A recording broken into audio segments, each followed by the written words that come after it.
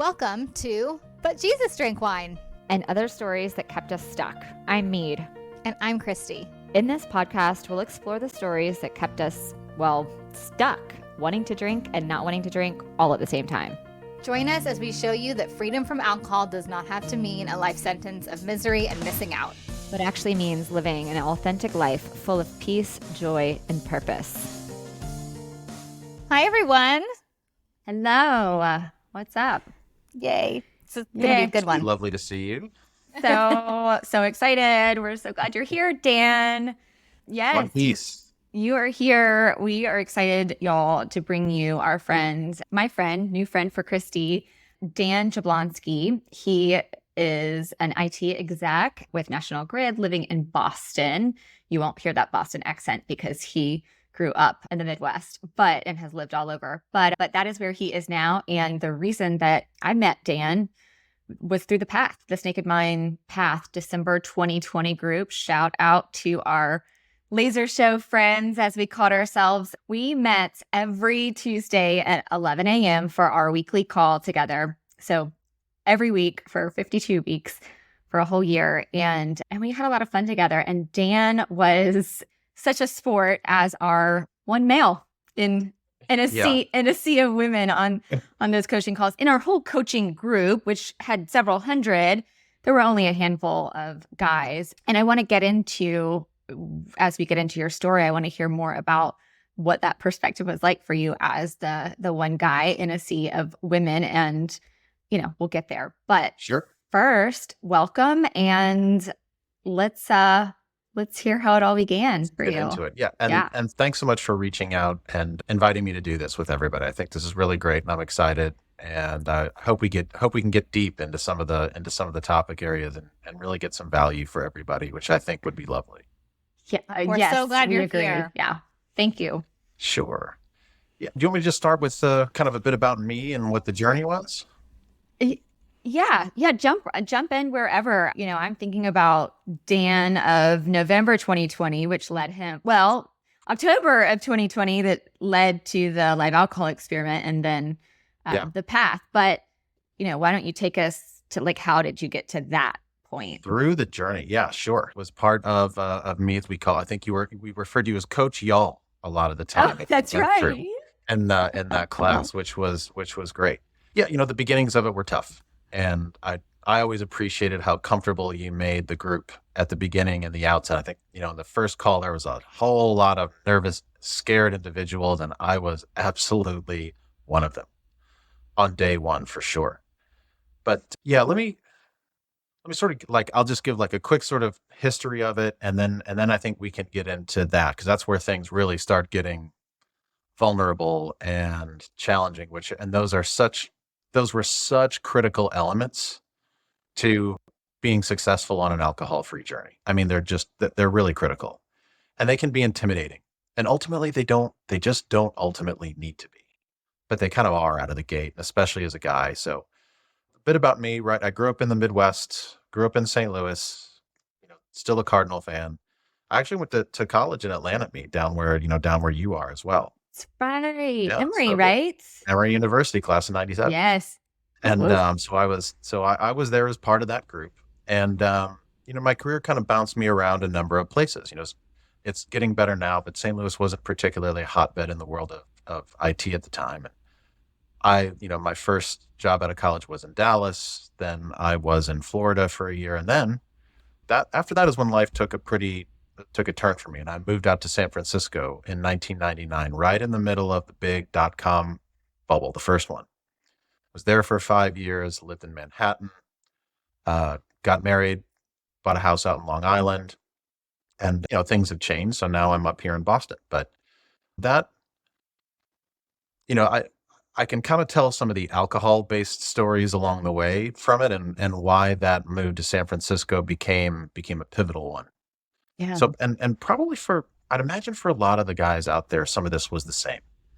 And I mean, maybe you remember this, the two you maybe not, but it was almost like as soon as you got within sniffing distance of a driver's license in high school, it's like the first mission was, where can we go and who's the first person who can drive and how can we get our hands on some alcohol because alcohol equals freedom.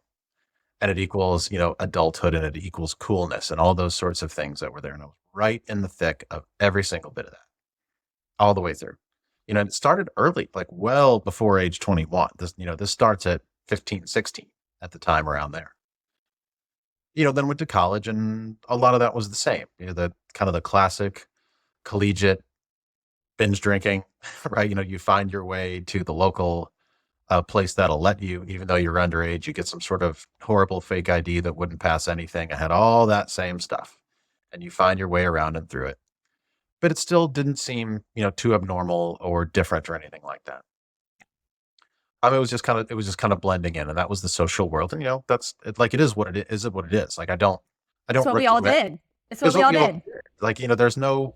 I personally don't see any sense in being regretful about it, because it happened. And I don't even think that's where things really started to take a turn for the worse. Yeah. When I moved out to San Francisco, that was a big life shift for me, because that was when my life changed from living in kind of the typical American suburban life to living this little bit like fancier urban life, like living right in San Francisco, living right in New York City, et cetera. But, that was where, as we got into our late 20s, kind of early 30s, you started to get, a good financial footing beneath you, and you decide it's time to leave behind, the pitchers of cheap beer. And and I remember when I lived in San Francisco, going on this mission to get rid of all the particle board based furniture that I still had from my college days. Love that. Yeah. You remember all that stuff? Yeah. Yeah. Yeah. My husband brought a lot of it to our marriage. I'm like, you're not bringing this in the house. No, that's got to go. It's time. That stuff's got to go. It's like the symbol of childhood. So, I was kind of equate St. Louis is where I grew up, but San Francisco is where I became a grown up. Now, for better or for worse, how some of that happened was, as you become a grown up, that's when you can get sucked in big time to that whole food and wine culture. Yeah. And that's where, to me, drinking got really sticky as an adult. And it just you learn to do it in that, as you get older, chicken wings and cheap beer are no longer the acceptable modicum of alcohol consumption, right? It becomes, well, we've learned about food and wine. We've learned how to cook. Let's go to the wineries. Let's get these things. And that starts from a weekend kind of thing, or a weekend adventure. And then it starts to become part of daily life. And that's really what it was for me, was how it became a daily life thing. And at first, the slow burn of it is how I think of it. Like, the slow burn of it is, well, this is a very adult thing to do. Isn't this great? Like, look how much I know about wine. Like, this is outstanding. Like, everybody try this. Everybody try that. Like, we can cook and drink, and we can do this thing. And aren't we just so fantastically fancy and sophisticated, right? And I'd imagine that's the journey that a lot of people went down and are probably still on. Yeah. And for me, it got to it like I was never able really to let go of it. And I feel, to this day, I feel, deeply for those whose problematic relationship with alcohol is, blackout drinking, and you wake up somewhere and you don't know how you got there, et cetera. And that's really tough. And I know we had some of those on the path with us as well. But that wasn't my story. Yeah. That wasn't me. For me, it was consistent. It was there all the time. The way I marked the end of every day was to go to go to your fancy grocery store nearby, get some nice ingredients, stop next door to your good friend who runs the wine store. Yeah. And you get your wine, you get your whatever it may be. I was mostly a wine person. Then I moved towards sake, and it was incredible the negotiations you make with yourself along the way. Well, red wine's giving me heartburn, so let's try white wine. Well, I don't like that as much. Well, let's try something else. Try something else. Right. And so you go down that search, and what it took from me more than anything else, tangibly, was an ability to sleep. My struggle with alcohol-induced insomnia was terrible. And it happened in a way that, yeah, you could get by. And it wouldn't happen every night, but sometimes I'd have these bouts where it was 2 or 3 nights a week, or it'd start to happen in a row, or it would start to snowball.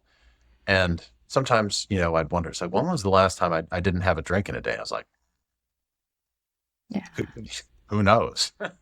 Yeah. Right? Like, I could probably count on one, at most two hands, the amount of times I didn't have some alcohol, any night. It wasn't always a lot, but it was always something. And yeah, that first line of the book, This Naked Mind, that, 3:33 a.m., I wake up, every day, same thing. Yep. I mean, that just grabbed me because it's all the time. Yeah. All the time. Yeah. And at one point I read the book and, did kind of a 30-day thing and convinced myself that I had reset my relationship with alcohol. But I hadn't, right? And as soon as I kind of allowed myself back into the space, I was right back to where I was within a matter of weeks, basically. It really didn't take long. And I just remember, from like an insomnia perspective, there was one, it was a Sunday night, and it was November the 28th, 2020. And, nothing crazy, but, the usual fancy stuff. Got some oysters, got some champagne, hung out and did that, made a nice dinner, went to bed at 11:30, and just woke up at 1. Couldn't go back to sleep. Tried sleeping in another room. Tried to cool myself down. And I just remember that morning, staring down the barrel of a 5-day work week, feeling like that. And it was just like, this has to stop, and it has to stop now. It has to stop right now. I cannot keep doing this. That day, I logged into the Path website. I'm like, I'm not doing this month-to-month crap. And I bought the whole year. It's like, I'm going in for the whole thing. That's right. Yeah. Mm-hmm. Going in for the whole thing. And, and so day one was December 1, right? So it kind of like hung on to get to that day. And we had our first call with you and a whole bunch of people on December 1. And when I realized how deeply run those subconscious patterns was I wasn't working from home that day. My wife had she had an office of her own, and sometimes I just wanted to get out of the house, so I went to go work from there. Or thinking, okay, well, I'll go through my work day and I'll do this call, and then I guess we'll wrap up the day, and what do I want to make for dinner, and what do I want to drink with it tonight? Yeah. Yes. Yeah. And it was just, honestly, it was this kind of crippling moment. And I remember I cried for just like 10 minutes.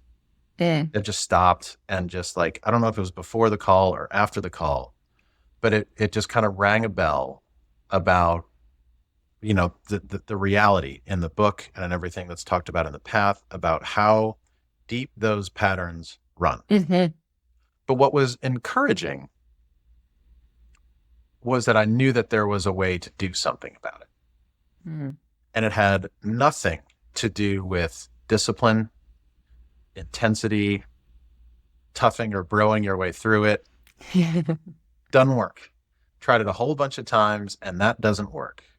Yeah. And to link this to kind of the challenges of being a human male inside of that space, is being willing to be vulnerable and to show up, and to accept that there is an environment where you can be vulnerable and you can share these stories.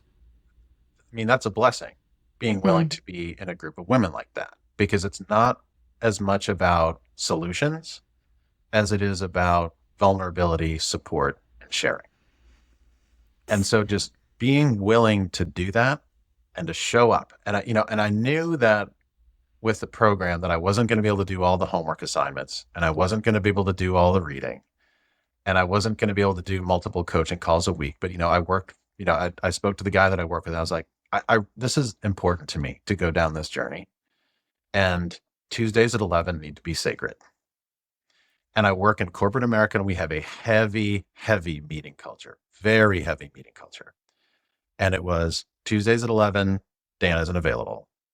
That's period. Amazing. And yeah, he showed up every single week. And that was the one, I mean, like you said, like there is a lot of content that comes. There are a lot of things you can do on this journey, but if we can kind of boil it down to this kind of one, like picking one thing, committing to one thing that you're going to do, and that is, and continuing to show up for that one thing, and the coaching call being super valuable, being in a group of people where you can hear from other people's experiences and challenges, and get some coaching, and put it all together, have that kind of weekly check-in. And there's a lot of those phrases that can stick with people. And to me, one of them I always loved was 90% of success is showing up. Mm-hmm. So if you just show up, and that some people are going to struggle, some are going to do pretty well on it, some will have a struggle 6 or 8 months later. But people are there for one another, and it is not a judgment or shame-based place. I mean, all of a sudden that starts to sound pretty welcoming. Yeah. Because for a lot of reasons, but it can start to sound really, really welcoming and like a really great place to be.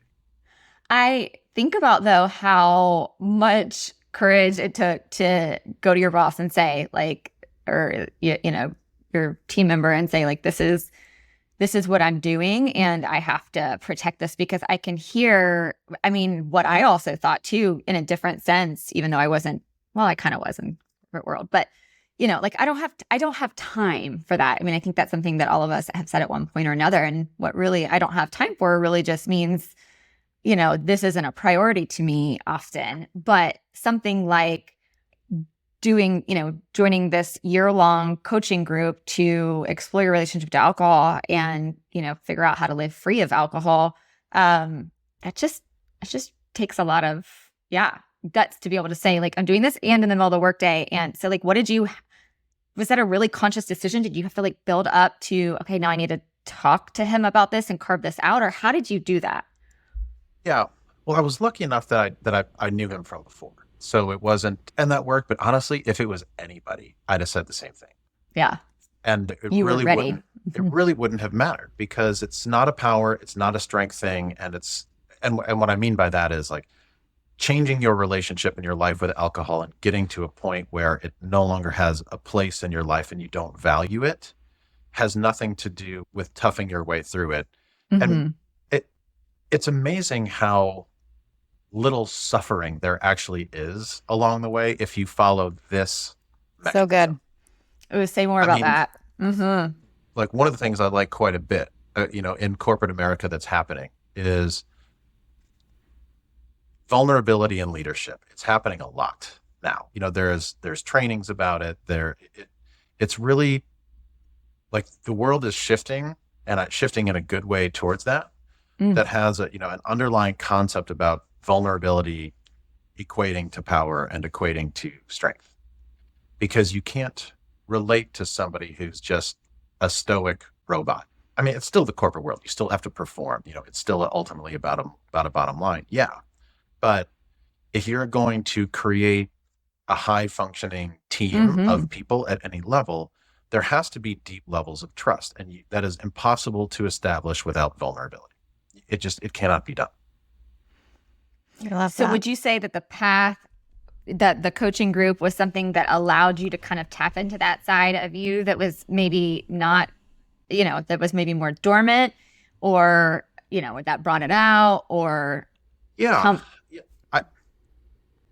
I tell you what, I'm going to broaden that question a little bit. Yeah, if that's okay. Yeah, please. I'd encourage any guys who are out here listening to this, whole thing, that it's not just about the coaching constructs inside of the path. Yeah. Because as I think about our Tuesday calls, like, your main strategy with coaching was not to actually coach a whole lot. It was like, if people didn't want to talk, you'd sit there quiet as a stone until people would begin to speak, and then encourage. We were building resilience in discomfort. Yes, we were. Yep. It was strategic. Absolutely. You're right. And, yeah. And there's some of those things that are there. Now, what's good about having a sizable enough group is there are a couple of us who were quite comfortable being the conversational catalyst. Like, Lee was very much that way, right? I was no shrinking violet on the wall when it came to talking. And so, but you don't need a ton. You just need a couple, like who are willing to just speak, and then everybody else becomes more comfortable, and then it becomes a regular discussion that everyone's looking forward to over and over again. So it's not so much about, here's your lesson plan. Did you do your homework? You know, did you get this thing? Like that was not about it at all.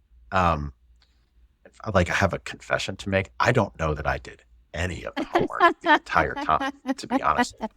About the reading. Like, I think at one point I was like, all right, I'll poke into one, because it's like I'm just not doing it. But like, I just didn't. I remember this, Dan. I remember this. I was keeping score of who was doing their homework. No, I'm just kidding. I wasn't. But no, I remember that. And I think what you're about to get to is the power of, yeah, go ahead. So where's the power in all this, right? If it's not about the studying, and if it's not so much about the homework, it's the showing up. It's the personal responsibility. The understanding that it doesn't have to be miserable. It's not like responsible, like I am responsible for going through this like painful journey. Like, no, that's not it. Like, the only thing that you're responsible for is being open and being willing to try to learn and understand a new way. 100%. That isn't a disciplined approach. I mean, I think I would use the analogy, like, you know, trying to use willpower for any kind, getting rid of any kind of addiction is like trying to hold yourself at the top of a pull-up for the rest of your life. It's not going to work. I love that. Can't do it. So, yeah, you know, things would link to those, but there's other things that are out there, right? It's like, but most men have, you know, female influences in their life of some kind. And the entire sort of, you know, wellness world is very heavily marketed to the female community and the female world. And it might not resonate as deeply with all guys out there, but it's like going to church. Like, you know, it's going to church is not always a revolutionary experience, but there's always something you can get out of it every time. And it's the same way. So if you're open to those kinds of experiences and being a part of it, just see what you get out of it, then all of a sudden the vulnerability becomes a little bit easier. And the being in a less disciplined macho, I can quit drinking because I'm tougher than you. Like, that's not the way. And it's really, really hard to do it that way. So, you know, it goes beyond the sphere of just the coaching constructs in the path, but something like this, which you guys do in your own private practices, are a more one-to-one or smaller group version of the same thing. We always talked about, this is the space where we're showing up, learning how to be human. So yes, while we're focused on exploring our relationship to alcohol and transforming that relationship to alcohol, it's about alcohol, but also it's about more than that. It's about learning how to show up and be human in spaces where we've, spent a lifetime of, collecting masks that we wear to protect ourselves from our vulnerability, and male or female, and then the things that help us get through the stress and tension of, not being all the things to all the people. And so what you really highlight is the power of being in a space connected to other humans who are literally, all you have to do is show up and be willing to, like you said, try something differently. It's the experiential knowledge that Chrissy, that I always talk about too, where we can take in new information. And that's important. It's valid. Like, learn about alcohol and the effects that it has on us. Help that change the information, update the information you have about, those rewards that you think alcohol gives you, but also the application side of it, the experiential knowledge of like getting into, a space where either one-to-one with a coach or a group with other people and a coach where you can learn how to do the vulnerability thing. And by that, it's just like, that's the place where you just get to show up and just be like, it's not, you have to, confess your deep, dark secrets and we have we had a lot of fun doing that on our time together. Will you remind me, take me back to like some of the fears that you had, because you didn't have like a rock bottom, just like neither of us did. What was like that, I mean, you described that pivotal moment, but like before that pivotal moment on November 28th, 2020, like what were some of the fears, or how was it showing up for you in your thinking about drinking that maybe I need to do something about this? What were some of those like little nigglings that, maybe something needed to change? Yeah. Other than the sleep was yeah. Sure. I mean, that was the tangible thing, right? So Mm-hmm. the question is more about what are the little intangible things in your head that you knew and you know for a long time. And then what fears came as a result of like, oh wait, I'm starting to notice this, and oh no, yeah. The truth is, Yeah. everybody who's got a challenged relationship with alcohol where it negatively impacts their life knows it. You knew it. Yeah. I knew it. Everybody who's been through the path knew it. Everybody who's ever bought the book knows it. Everybody who hasn't bought the book yet knows it. Everybody who might be listening to this podcast knows it. Everybody knows it. It's like deep down, you know it. Like you know the truth. And from, kind of from a guy's perspective, like there's ways we're supposed to be according to society, just like the way that there's ways women are supposed to be according to society. And, by what's kind of pounded into a lot of our brains through our lives is, you're supposed to have it together no matter what. You're supposed to provide. You're supposed to have a great career. You're supposed to be fit. You're supposed to be whatever all the things are, like you're supposed to be those things. And some of those are attainable. Some are just society telling you to be perfect, but that's not possible. But what everybody knows is that if alcohol is a problematic part of your life, everybody knows it. Everybody knows that it's in the way of you becoming who you actually want to be. It's just in the way. Like I remember I wrote a letter to myself at one point, and that was the title of it, was "It's in the Way." It's in the way of me being the husband I wanted to be. It's in the way of me being the athlete that I wanted to be. It's in the way of me being spiritually connected in the way that I wanted to be. It's in the way of the quality career that I wanted to be. 100%. It's in the way of everything, because it's just always there. Oh, yeah. And you're always either fighting through a fog or figuring out when you can get to How about just every happy single place day of executing on every your single curriculum. day. Whatever that is.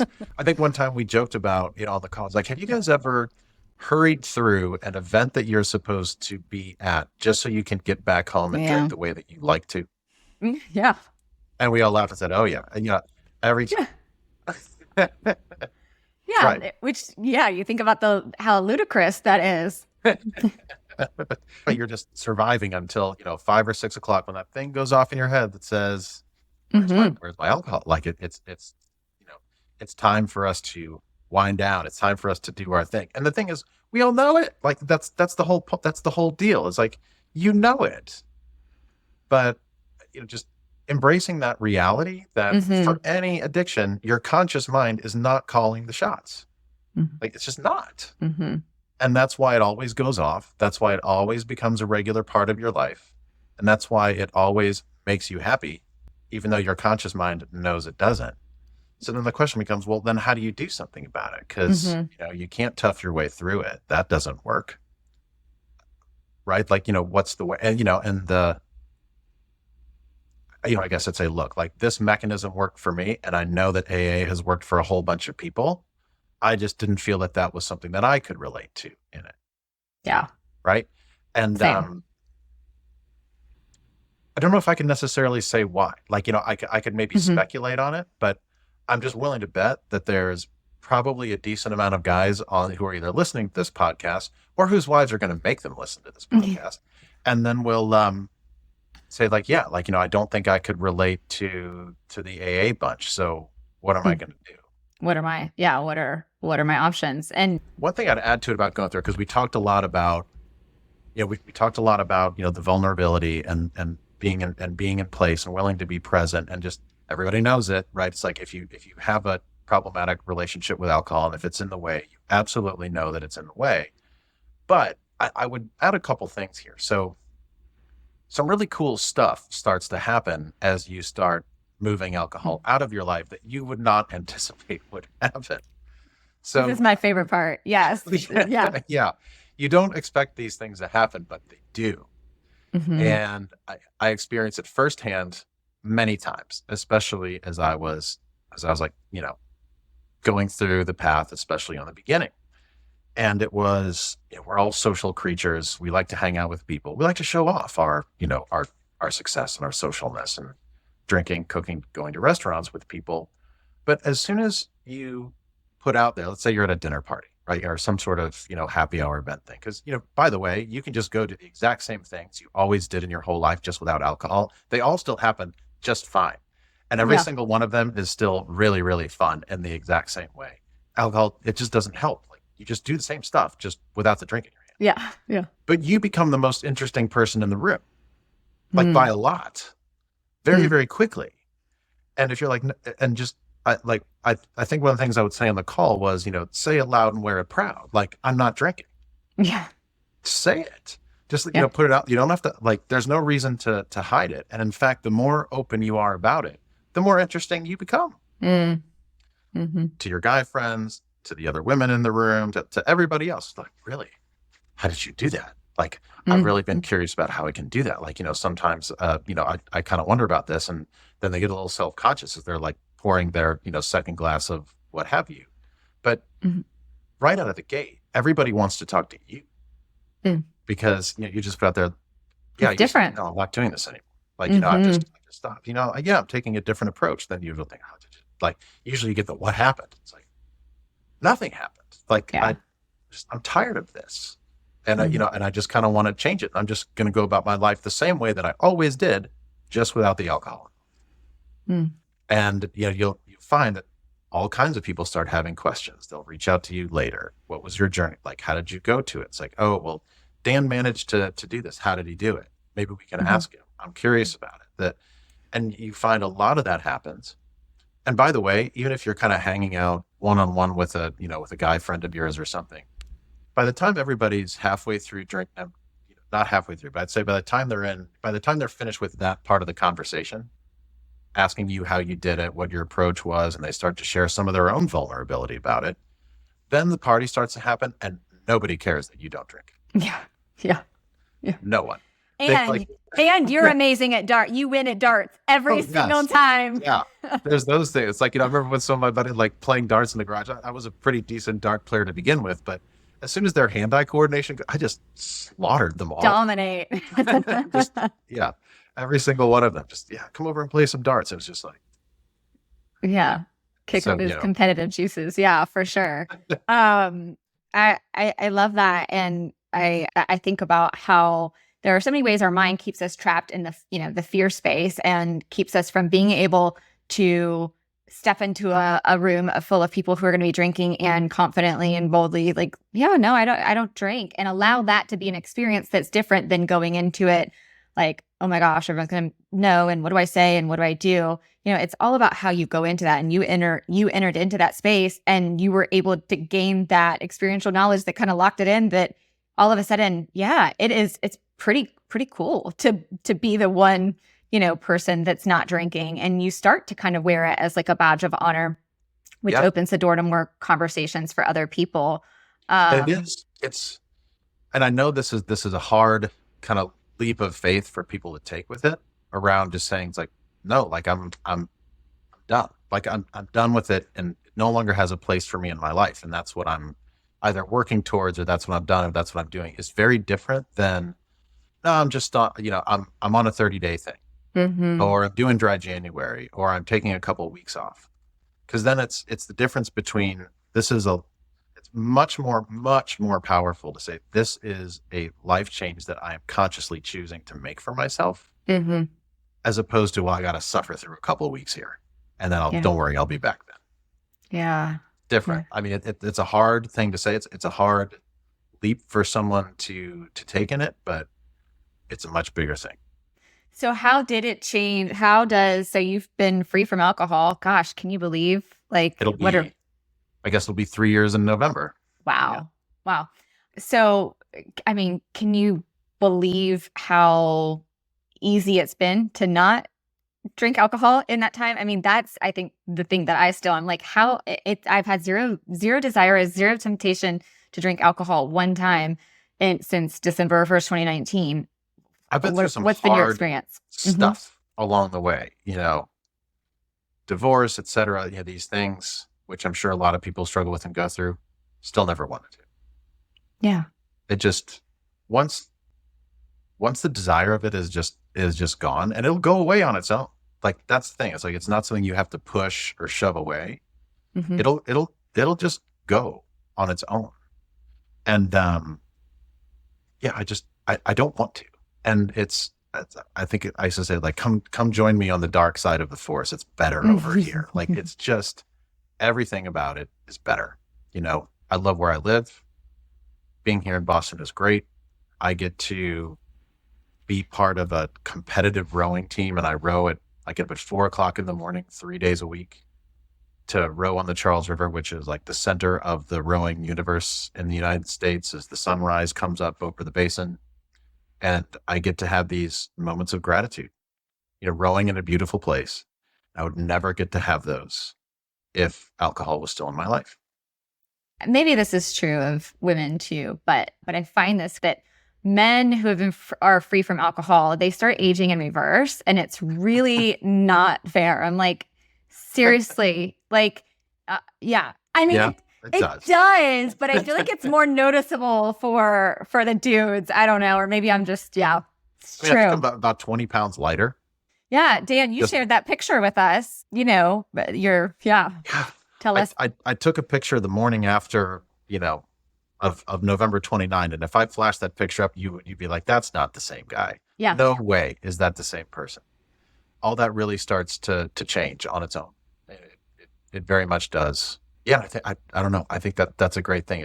That'll just happen on its own. But and that part takes a little bit of time. Like, I remember one of the things too was, we kind of had to, like, chase down one rabbit at a time right now. Like, if changing your relationship with alcohol matters, and your brain is used to getting the sugar fix from alcohol at 6:00 every night, and your way of dealing with that for the time being is having 3 donuts, have the darn 3 donuts. Mhm. Like, we're not dealing with weight loss. We're not trying to solve 100 problems at a time right now. We're focusing on the relationship with alcohol about it, and how those things will change and just will manifest on their own in the better. I remember I had one thing. I had a note here too that I had saying, just like, I still don't know if I ever say that I quit drinking. And Oh yeah, you remember there was I said, I didn't quit drinking. I retired from it. Yeah. I retired from the obligations of being someone who has to drink every day. And Yes. I just retired. It was exhausting. I'm done with it. Just retired. That's what Christy and I say too. Yeah, retired from having to drink. Like the way that you just said that, retired from having to drink. Who knew God, that we exhausting. didn't have to drink ever again? Like that. I mean, that sounds so silly when it comes out, but that's exactly where I was like, wait, I get to have a choice in this? What do you mean I don't have to do this every single day for the rest of my life? Amazing. That is freedom. That is so, so cool. So what would Christy, I didn't want to jump to, our Tina too soon if you had a question, but so like, I'm thinking about the listener who is out there, is listening and going, oh my gosh, like this podcast is not just for my wife or my sister or my, whatever. What would you encourage that lister with, that maybe speaking to the guys? Like, what would you encourage that listener who's I don't have a rock bottom. It's not taking up too much space in my life. I mean, yes, I can see where my sleep is suffering. And yes, maybe I'd be a little bit, more productive with work. But like, what would you say to that guy? Yeah. What I'd say is, but you really actually know that it is. And you don't have to bottom out and wake up in a hotel room closet 3 states away and not know how you got there. There's no glory in that, in doing it. And I absolutely suffer I understand that I feel for people who suffer their way through it. Or maybe you're a guy who might be frustrated or a little confused right now because your wife or significant other may be deciding that she's let it go, and maybe you're feeling some sort of direct or indirect pressure about it too. Yeah, speak to those guys. And you have, maybe you're feeling like you're getting pushed a little bit, like, hey, you have a problem, and you may be trying to tell yourself that you don't, but deep down, you really know that you do. And you really know that although it isn't a disastrous part of your life, and you know that you can be the functional alcoholic, or it really isn't in the way, and this is just kind of how it is in the world today. And you enjoy it. You enjoy Air your quotes drink. on the alcoholic part, by the way. Dan did Oh. air quotes. You guys can't see it, but he did air quotes. I'm a fan of air quotes.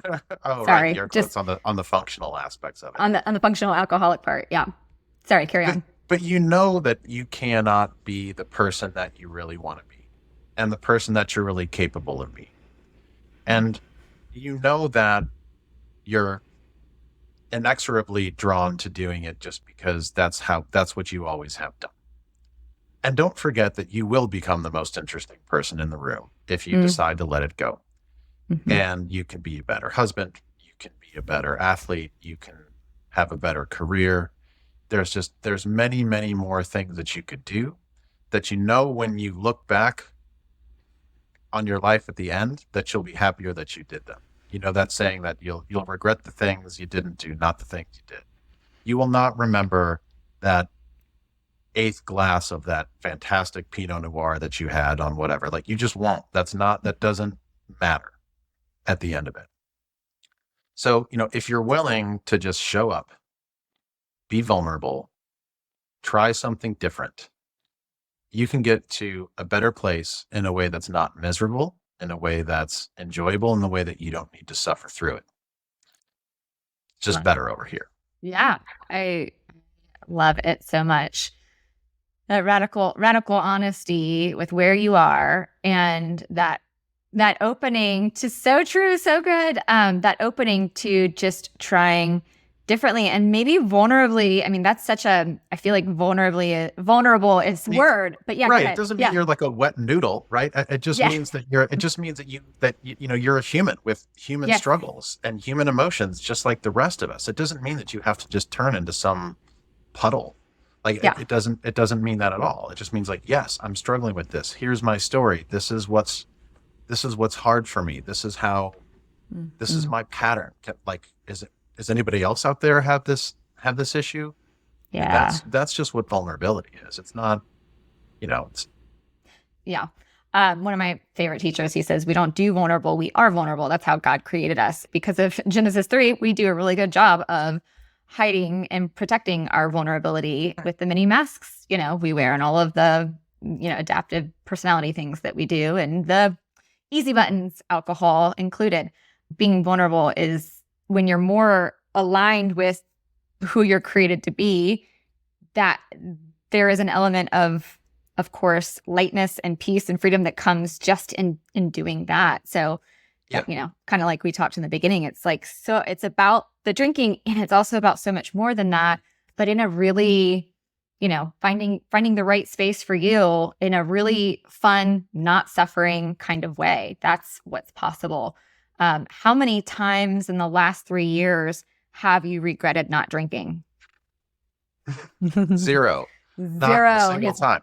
And still, even if I'm stressed and I don't have a great night's sleep, which happens very, very rarely, by the way, it's still a million times better than my average alcohol-soaked ones. So, like, no, I don't have any regrets. There's many things I enjoy more, but another piece I think everybody should be aware of is, like, don't beat yourself up or blame yourself for being where you are.